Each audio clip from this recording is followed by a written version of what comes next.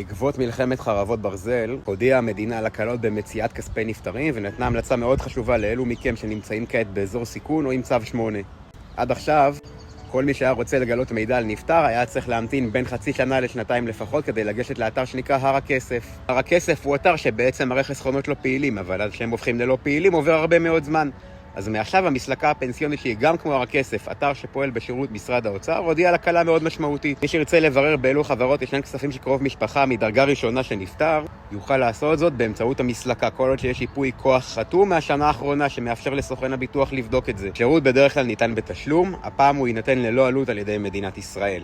כמובן, גם שבויים, גם פצועים בבתי החולים יכולים לנצל את זה ולבדוק את המידע הכספי על מה יש להם בקופות. עכשיו, לגבי ההמלצה לאנשים במקומות עם סיכון או עם צו 8, תדאגו מראש למכתב ייפוי כוח תקני שמאפשר לבדוק את הכספים אם חס וחלילה קורה משהו. לפני שאתם יוצאים, תדאגו לחתום מראש או מול הסוכן או להשאיר בבית מכתב חתום של ייפוי כוח פנסיוני. גם בפנסיות וגם בביטוחים יש כספים שדואגים לעתיד הכלכלי של כל משפחה וכל בית בישראל. ולכן מאוד מאוד חשוב להיערך מראש לנושא הזה. אתם מוזמנים לשתף את זה עם הרבה אנשים שזה יכול לעזור להם.